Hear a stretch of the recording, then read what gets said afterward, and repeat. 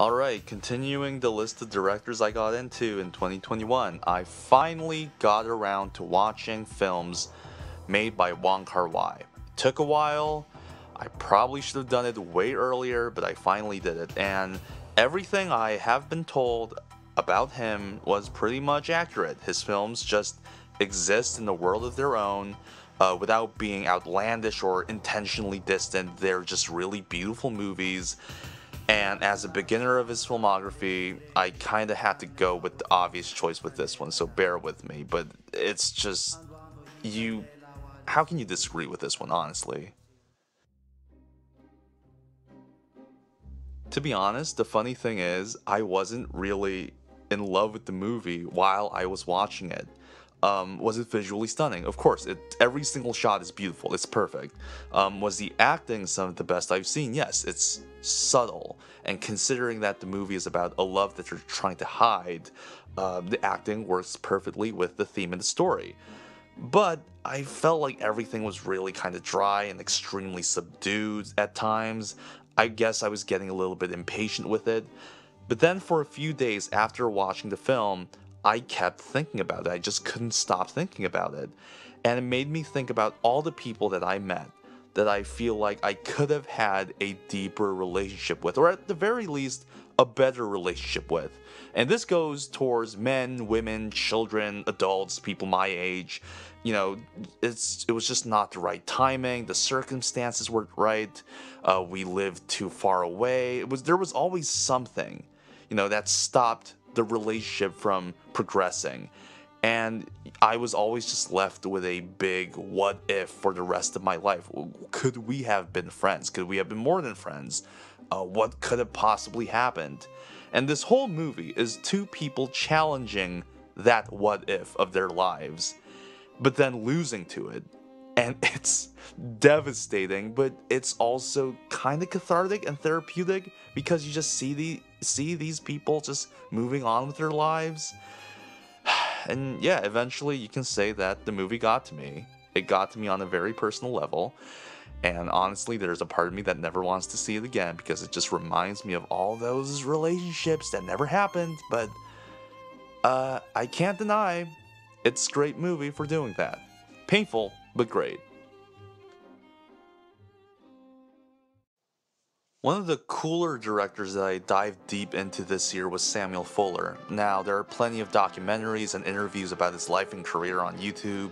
Definitely go check them out. Basically, he was hired by major film companies to make these big movies, but he would always deal with taboo themes in his films. So after the contract was off, he was dropped out. So he started making independent films, and that's the period in his career that's really interesting and in the future really influential. Now, I got to see three of them, including Shock Corridor, which is considered his masterpiece for some people, but there was another one that really shocked me.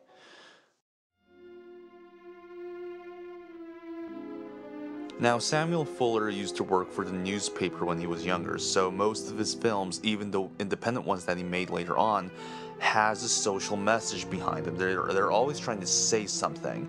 But The Naked Kiss, compared to his other work, is probably the purest form of a pulp movie that he's ever made. It's the pure explicit storytelling that really makes it stand out. It doesn't really seem to try to tell you something. It's not trying to preach you anything. It's just trying to give you this really shocking story and get your attention. Right from the beginning, it tries to shock and entertain.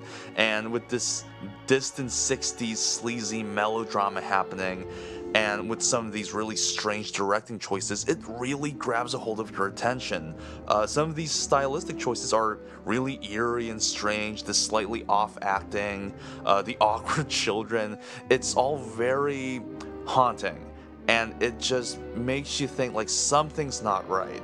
And these very explicit themes, at least for the time being, about sexual abuse, prostitution, all done in these like implications, so they're not directly told to you, so there's this weird mysterious atmosphere to it as well. Even for an independent film from the 60s, you can genuinely feel like Samuel Fuller truly did not give a fuck. Like, he was gonna tell you any story that he wanted to tell you, and he was gonna tell you in a way that he wanted to do it. He was not listening to anyone else but himself. I was watching the film constantly realizing it was ignoring all the rules that the Golden Age Hollywood era sort of presented, and I just loved how selfish and fun it is. It's just so brazenly whatever the hell he wanted to make. And there are no rules, it's not trying to have any responsibilities, it's just trying to be shocking and fun. And sometimes you kind of need something like that.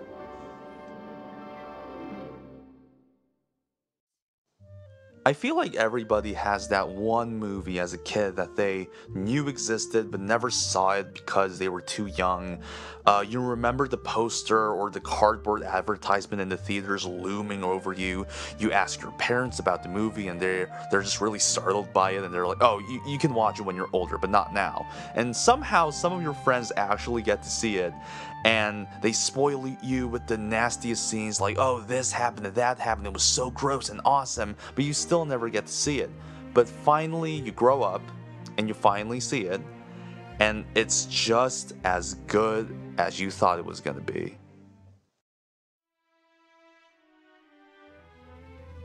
The thing with I Saw the Devil is that it's not really anything new. Basically, it's about how, in order to fulfill revenge, you must degrade yourself to the same level of the person that did you wrong. In the process, everyone gets hurt, and vengeance, in the end, is the death of morality, and it causes self-destruction. It's a very popular and famous theme, and it has been done many times. But what makes I Saw the Devil really work is that besides the theme, it's just a great genre film that really pushes its limits. It works as an action movie with quick and abrupt choreography. It works as a great cat and mouse crime thriller by going to all these different places and constantly chasing each other. It works as a horror film in the same vein of Silence of the Lambs and all these thrillers that sort of imbue elements of psychological horror and crime horror. Everything is just cranked up to an extreme. The horror genre aspect of it, the detective genre aspect of it, the action movie genre aspect of it, and it never feels like it's fantasy. Everything is so rooted in reality that whenever someone gets even remotely hurt, you feel it. And really, this is one of the few entries where it's just, I'm like, I don't know even what to say about it. It's not really a serious entry. I'm not gonna sit here and tell you, like, this is a deep movie. If you don't understand this movie, you're not even a film fan. No, this is just a lot of fun. It was just a blast. Every single cranked up elements of the genres being mixed together was just, it scratched all the right places in my brain. So, if you want to have a good time, where two men are trying to fucking kill each other and beat the shit out of each other out of revenge and spite, this is it. This is your place. I have never really been the biggest fan of war movies. I'm not really a guy who goes head over heels for big combat scenes and battleground compositions. It doesn't help that most of the famous war movies are mostly from the West, so it's hard to get into the historical aspect at times. Most importantly, they end up being patronizing most of the time. There's a lot of needless amount of hero worship. The tragedy of war always feel like something they're using to excite the audience with, rather than portraying the complete destruction of humanity. So for me, if you're making a war film about how destructive war is, sentimentality should not be there. You're not supposed to have a hero. You're not supposed to have a concrete villain. You just need to show me the complete destruction. Actually go beyond destructive. You need to be fucking disturbing.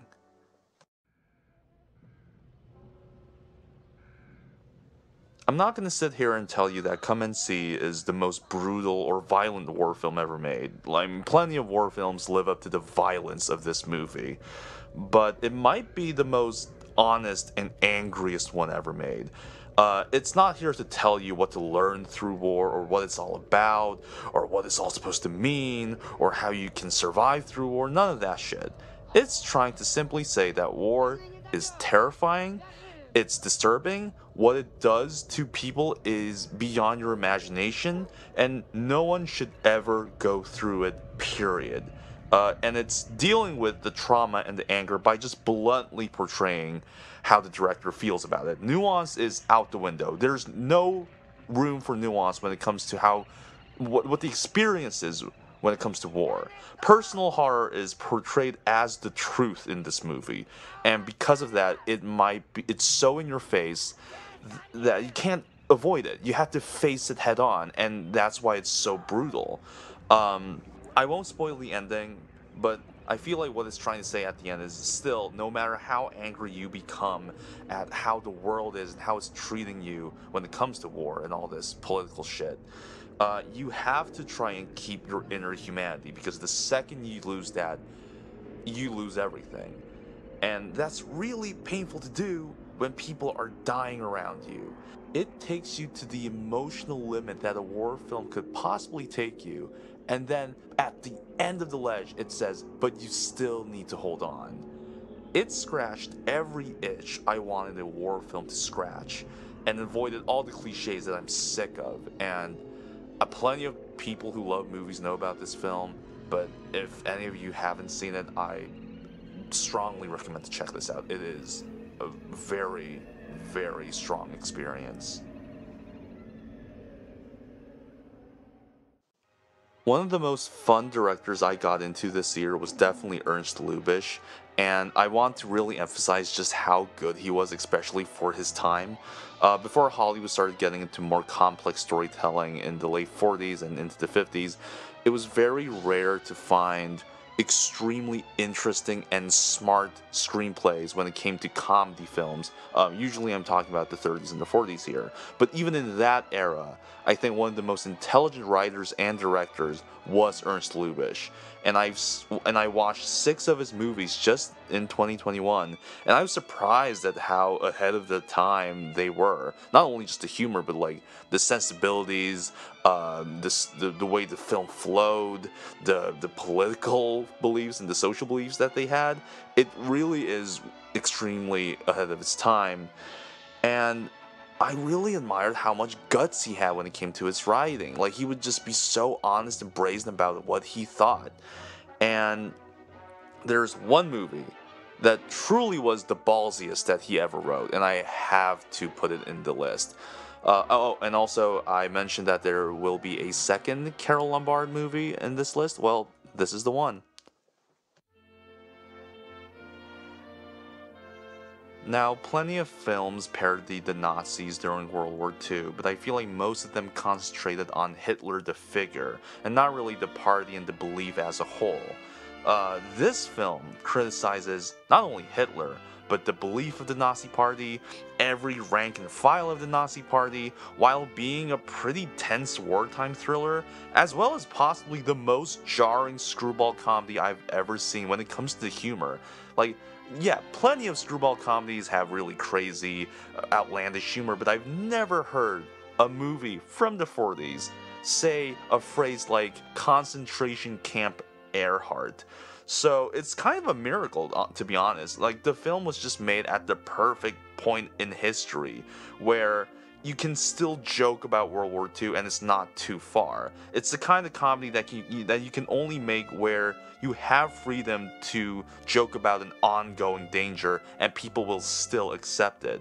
And I did mention previously with Come and See about how I don't really like war movies, and this is technically one, and I feel like there are 2 kinds of war movies that I do enjoy. One is the war movies where it's very honest about the rage and the terror of war, and that's Come and See. But then there's the other example where it's really honest about how you have to just live with humor to survive war. And I think this is a great example of that, because those kinds of comedies need to understand the weight of the situation while making the jokes. And this movie clearly understands that. It understands how terrifying war is, but it also understands that to get through it, you need to kind of have a little bit of a smile on your face and survive somehow. And it really seems like a cathartic relief of a war movie to me. Not only is it really smart, but it is a very responsible one as well. And I would say it's Ernst Lubitsch's masterpiece. I'm not sure. I need to see more of his, but it's clearly the most bravest one he's made. I'll just say that for now. I mentioned before that I've been watching a lot of cult films from the 70s and the 80s, and a bit later on I will mention the 70s one. Well, yeah, this is it. And amongst the 70s cult films, there is a particular favorite of mine, and that is the movie where there's a destruction of a suburban town mixed with quirky visual non sequiturs and characters. You can literally throw me a different one every day and I will eat them up. And it helps me just get through what at times is inane bullshit, because most cult films is usually very meandering. Sometimes there's nothing going on, so some quirky bullshit does help me get through the movie and actually enjoy the film. And it might be weird to put this movie above people like Kubrick and Lubitsch and Wong Kar-wai, but man, I just had way too good of a time.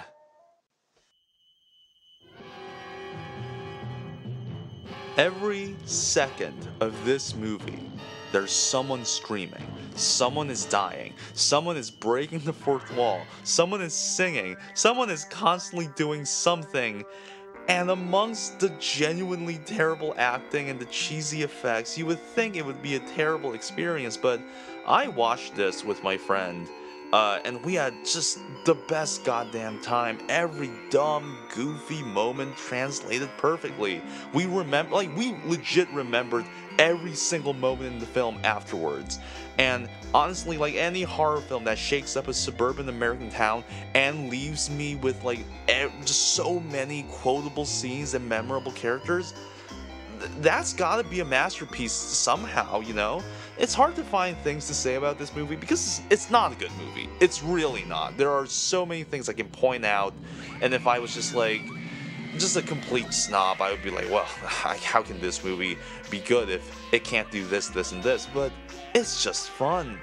And look, if you like fun, if you just like dumb fun, if you're not just a guy who's constantly jerking off Ingmar Bergman's ghost every day, if you like dumb fun, you should watch this, and you'll love it. I swear to God you'll love this, because I loved it, and hey, I like dumb fun, so you can trust me on this. In 2021, I started getting into films that John Cassavetes directed, and I was always aware of him. He's also just an extremely influential director, but I never really checked him out before, and I was really impressed with what I saw. His films never underestimate the way people are. They're very raw. He always writes extremely raw characters and very honest portrayals.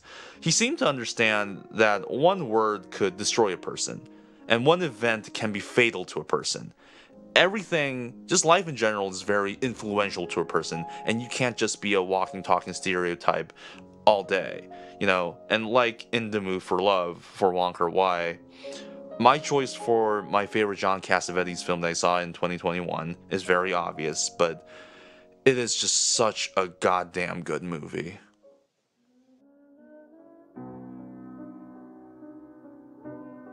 Mental illness is a hard subject to do well in movies, not just because it's a touchy subject, but also because it's not just about the person who has the illness, it's about everyone around that person. And most films really miss that. They would usually only focus on the person who has the illness, and never really show you the full portrayal. So it's really powerful to watch a film like A Woman Under the Influence, where we totally see how everybody is dealing with it. You see the husband dealing with it, the kids, the friends of the family. You see that everybody is trying to deal with the person. And it also shows that it's hard. The film doesn't give you this easy answer. The film ends on a note where the illness actually hasn't been cured, and they just have to deal with it whenever the illness comes up. And that's just how it is. You have to just accept the illness in that person. It's part of that person now. It's not gonna go away just because you wish it to go away. You know, it never tells you that everything is gonna be fine. It just tells you that it is what it is and you have to accept it. And it's just so honest and so sad at times, but at the same time, it's also so comforting to see a movie that gets it. It did kind of leave me speechless and very emotional. And I also want to say that Gina Rollins, who plays the titular character in the movie, her performance in this is probably like one of the top 10 performances I've ever seen. Like, I know this person that she's portraying. Hell, I am this person sometimes. And God, it's intense, but it's also very soft and vulnerable, and it really gets to you. It's a great movie. It's one of the few very honest films about mental illness, and just for that, I can't help but love it. As a person whose knowledge of Ghibli Studios mostly consists of Miyazaki's work, I decided to go deeper into the other directors, especially Isao Takahata. I have only seen Grave of the Fireflies before when it comes to his work, so it was really fun to get into his other stuff. He really knows how to be silly, but he also, personally, I think he does a better job than Miyazaki at capturing smaller, significant moments in life. He doesn't need a big scale or a huge budget for good storytelling. And that's not a diss towards Miyazaki. I'm just saying that Takahata knows how to do it in a smaller, more relatable way. I saved the one I was the most excited for of his films for last, and I was not disappointed at all.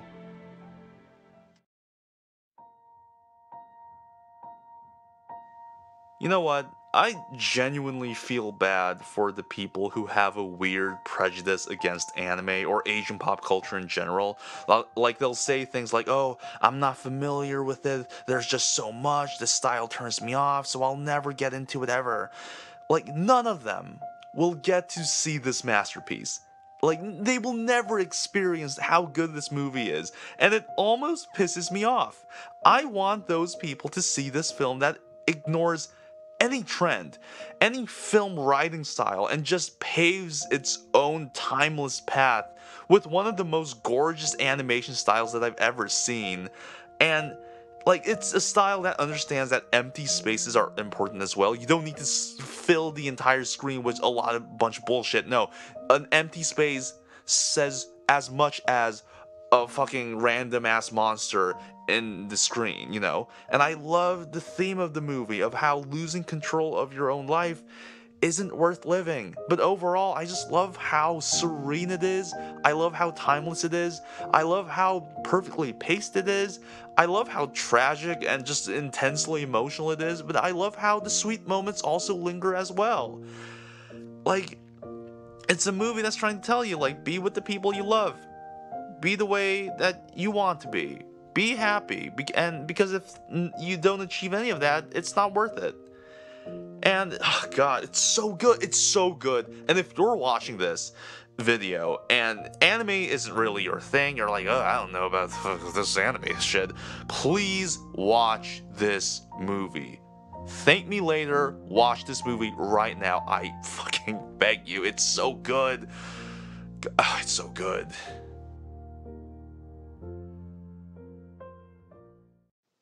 With every year, Billy Wilder keeps climbing up my list of favorite directors. It's insane how good of a writer he was, and how he was able to bring those words into interesting visuals. Now, not all of his films are phenomenally directed, but the ones that are end up being some of the greatest films ever made, and just some of the most loved movies ever made. But after The Apartment and Sunset Boulevard and others, I thought I saw every essential film of his. And then I saw this one.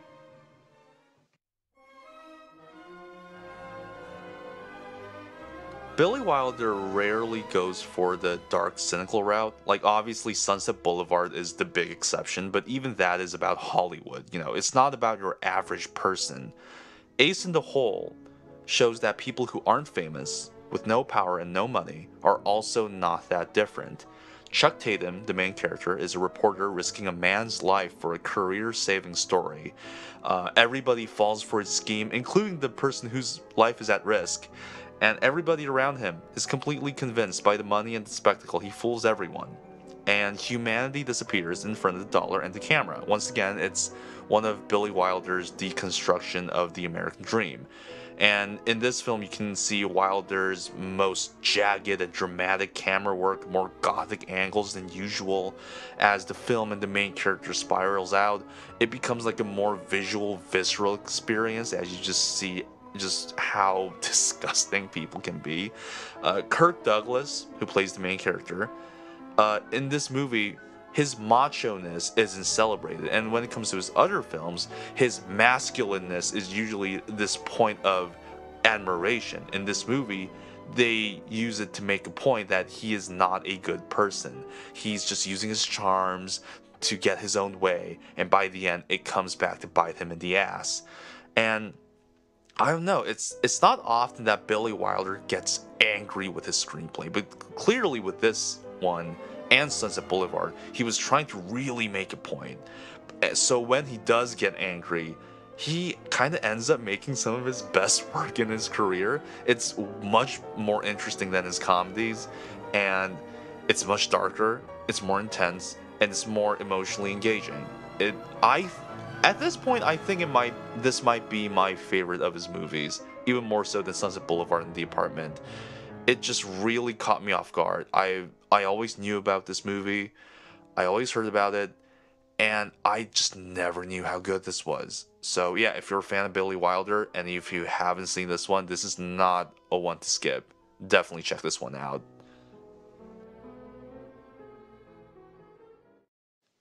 My favorite film that I saw in 2021 was a David Lynch movie, which is weird because I have been losing interest in David Lynch for a very long time. I do appreciate him still and just how stubborn he is at his craft and his style. He became a household name without making easily digestible work, which is always respectable. He still champions other weird artists, and he never backed down when it came to his aesthetic and his style. He is a one and only, definitely. But I kind of wished he did kind of back down, just a little bit. You know, I'm getting kind of sick of how ambiguous and emotionally distant his films are at times. I don't need him to be completely straightforward. I'm not asking him to make a fucking Marvel movie, but just, dial it down just a little bit. Like, I almost gave up with him. Like, I am frustrated when I watch something like Mulholland Drive.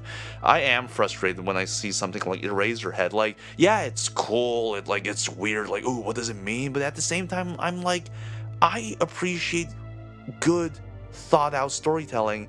And some of this just seems like a bunch of ideas put in a certain order to make just a bit of sense. And I am getting sick of it. So I almost gave up. But there was some of his stuff that I hadn't seen yet, so I decided to give it a shot. And one of his projects completely won me back over.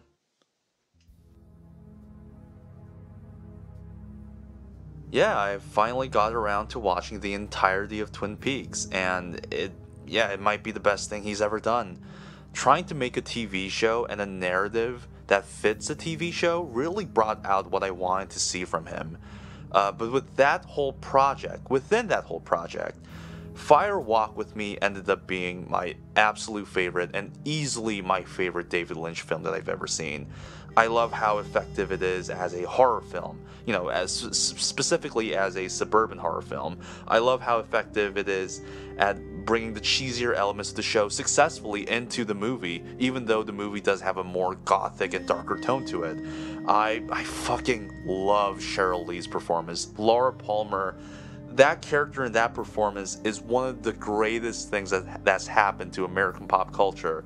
And her scream is gut-wrenching. It's surprising that I've never seen her on the list of the top 10 scream queens or whatever, because she's got the best scream that I've ever heard in any horror film. And I just loved all the subtle themes of, about domestic abuse and how it silently exists around us and how it silences people around the abuser. But mainly, I just loved how much I cared about what was going on. Even when I'm invested in a Lynch film, I don't necessarily care about the characters that much. Like, whatever happens to them is at the hand of the movie. Like, even if they die, I probably wouldn't give a shit because it's never really about me relating to the character or being emotionally invested in the character. It's usually about what's going on. Which is why with this movie, and Twin Peaks in general, it's very different. Yes, I do care about what's going on. It's very fun, it's very weird, it's very quirky, but I genuinely care about Laura Palmer, which is why I think she might be Lynch's best character. I really want her to be fine. She's charming, she seems like a good person, everybody seems to like her. You don't want to watch her spiral down like this. He wrote a character that you literally can't help but sympathize for, not just because she's charming, but also because everything that's happening to her is so terrible. But you also understand that this person is ultimately going to be impossible to save. And he has successfully written this character to create this emotional roller coaster. And this was the most emotionally invested I've been with a Lynch film ever. And I don't think it sacrifices too much of his weirdness. I do think his aesthetic is still there. He was just able to make it more emotionally approachable to me. This, to me, is the perfect balance for him. And just seeing that he can do this made me a fan again. And what is now one of my absolute favorite films of all time. This is at least in my top 20 at this point. Yeah, so, this is an already famous franchise. I don't think I need to tell you to watch this, but I'm just here to tell you, Fire Walk with Me was my favorite film that I saw in 2021, and it is now one of my favorite films ever. And yeah, that's the end of the list. I really have some concrete big plans for 2022, and I will update you guys later with a separate video. Take care.